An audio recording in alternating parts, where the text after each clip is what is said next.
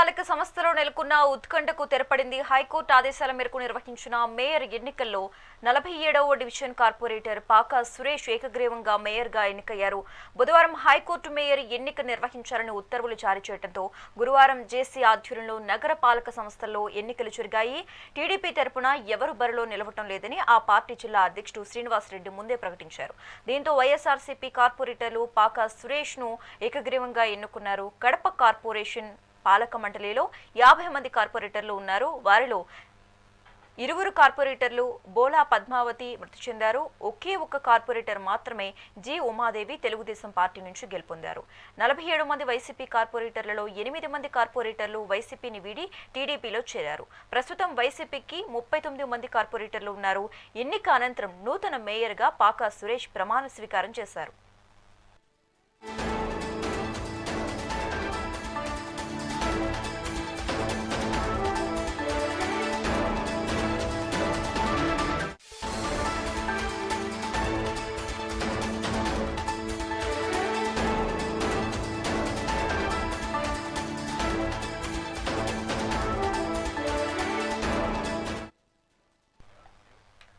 కడప నగర పాలక సంస్థలో నెలకొన్న ఉత్కంఠకు తెరపడింది. హైకోర్టు ఆదేశాల మేరకు నిర్వహించిన మేయర్ ఎన్నికల్లో 47వ డివిజన్ కార్పొరేటర్ పాకా సురేష్ ఏకగ్రీవంగా మేయర్గా ఎన్నికయ్యారు. బుధవారం హైకోర్టు మేయర్ ఎన్నిక నిర్వహించాలని ఉత్తర్వులు జారీ చేయడంతో గురువారం చేసే ఆధ్వర్యంలో నగర పాలక సంస్థలో ఎన్నికలు జరిగాయి. ఇక ఇదే అంశానికి సంబంధించి మోర్ అప్డేట్స్ మా రీజనల్ కోఆర్డినేటర్ మురళి ఫోన్ ద్వారా అందిస్తారు. Murali, good afternoon Sasirekha. కడప జిల్లాలో ఏ చిన్న ఘటన జరిగినా, అది వివేక హత్య కేసైనా, ముఖ్యమంత్రిగా వైఎస్ జగన్మోహన్ రెడ్డి ఎన్నికైనా, లేదా పులివెందలకు సంబంధించి మొన్నటి జరిగినటువంటి జడ్పీటీసీ ఎన్నికైనా, ఏ ఎన్నికైనా కానీ హార్ట్ ఆఫ్ ద సిటీగా మారుతుంది. అంటే హార్ట్ ఆఫ్ ద ఏపీ చరిత్ర అంటే ఆంధ్రప్రదేశ్లోనే అది లైమ్ లైట్ లో ఉన్నటువంటి ఒక పరిస్థితి. సో ఇవాళ మరో 5 నెలల గడువు మాత్రమే ఉన్నటువంటి నేపథ్యంలో కడప జిల్లా మేయర్ కొన్ని అవినీతి ఆరోపణలు ఎదుర్కొని అవినీతి అక్రమాలు చేశారనేటువంటి నెపంతో తనను సస్పెండ్ చేసినటువంటి ప్రభుత్వం నూతన మేయర్ ఎన్నిక కోసం పావులు కదిపినటువంటి ఒక పరిస్థితి. డిప్యూటీ మేయర్ గా బేగంని తాత్కాలికంగా పెట్టినప్పటికీ కూడా సో కడప జిల్లా అభివృద్ధికి కొన్ని బిల్స్ శాంక్షన్ చేసుకోవాలంటే ఖచ్చితంగా కొత్త మేయర్ని ఎన్నుకోవాల్సిన పరిస్థితి ఏర్పడుతుంది.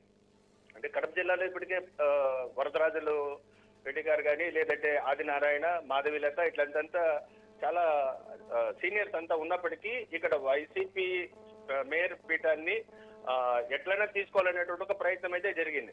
కానీ ఇమీడియట్ గా పాత మేయర్ కోర్టుకు వెళ్ళి సో ఇది నైతికంగా ఎన్నిక జరగదు, దీనిపైన పారదర్శకంగా ఎన్నిక నిర్వహించాలని చెప్పడంతో సో వీళ్ళందరికీ విప్ జారీ చేసినటువంటి ఒక పరిస్థితి.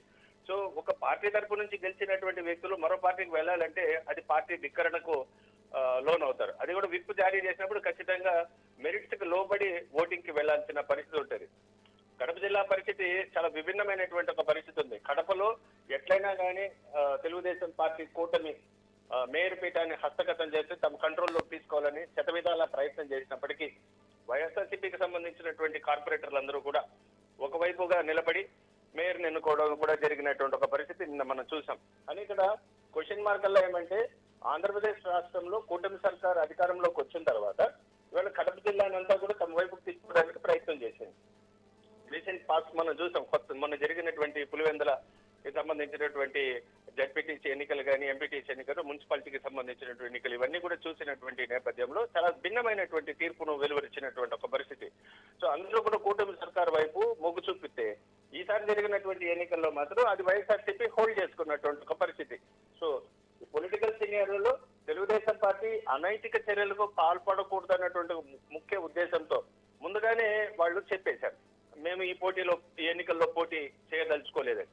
సో ఈ నేపథ్యంలో సాఫీగా జరుగుతున్నట్టుగా ఒక ప్రచారం జరుగుతున్నప్పటికీ కూడా దీనిపైన వైఎస్ జగన్మోహన్ రెడ్డి చాలా గట్టిగానే ఉన్నారు. ఎట్టి పరిస్థితుల్లోనూ కూడా మేయర్ పీఠాన్ని వదులుకోకండి అని చెప్పడంతో సో దీనిపైన కార్పొరేటర్లందరూ కూడా ఏకమై నూతన మేయర్ని ఎన్నుకున్నట్టుగా తెలుస్తుంది. సో ఇక్కడ గ్యాప్ అనేది ఏర్పడిందా?